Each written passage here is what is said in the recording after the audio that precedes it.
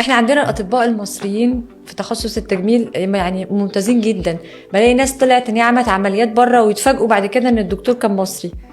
احنا هنا مش عارفين نسوق لنفسنا. يعني مصر من زمان عندها كواليتي دكاتره او كفاءات من اعلى في جميع التخصصات على فكره. اعلى كواليتي دكاتره في المنطقه هم الدكاتره المصريين. ده يعني بشهاده الاوروبيين نفسهم. اما بيجوا لنا خبراء من اوروبا او يعني المفروض يدونا كورسات او كده، لا الدكاتره المصريين الناس اللي مهارتهم عاليه جدا على مستوى العالم محترفين. واما بيسافروا بره لا بيبقى يعني سمعتهم كويس. بس احنا بقى عشان نسوق لنفسنا زي دول تانية، يعني مثلا ما لبنان كانت بتسوق لنفسها حلوة قوي ان هي بيتعمل فيها عمليات تجميل كتير، وكان المصريين يروحوا يعملوا فيها عمليات تجميل. وتركيا دلوقتي نجحت ان هي تسوق لنفسها في عمليات التجميل. تركيا مشهورة بزراعة الشعر مثلا، وابتدت تسوق لعمليات تانية، عمليات الانف وتنسيق القوام.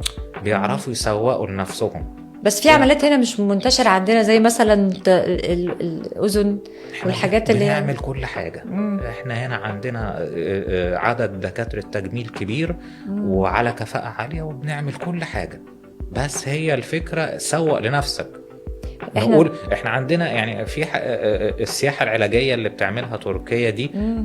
انت عندك هنا في مصر تقدر تعمل برنامج سياحة علاجية شامل. تركيا يا دكتور تبقى راكب الطيارة كلهم حاطين راجعين زارعين شعر بلا استثناء. يعني عندنا هنا بنعمل زراعة شعر بنفس التكنيك. اصل هو مش بس يمكن اسعار اقل.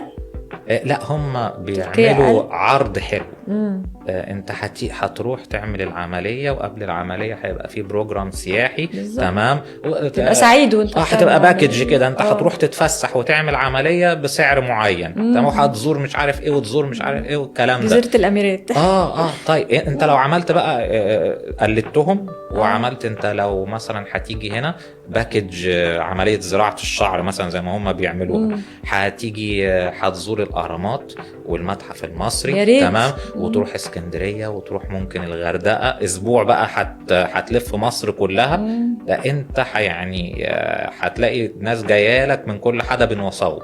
طبعا. بس تسوق ليها صح. بس يمكن عشان تركيا برضو فيها عمليات احنا ما بنعملهاش في مصر، اللي هي ايه بقى؟ اللي هي تغيير الجنس، اللي هو متحول من جنس لجنس. هناك منتشرة جدا. يعني انت تبقى ماشي في الشارع مش عارف ده راجل ولا ست. ما كوارث. في حاجات في حاجات احنا هنا ثقافيا ودينيا واجتماعيا ترفض تعملها. البلد كلها كسياسة عامة بنرفض نعمل الكلام ده. واحنا كدكاترة بنبقى رافضين نعملها. تمام. وفي بيكون على فكرة ناس هنا في مصر نفس الوضع ده.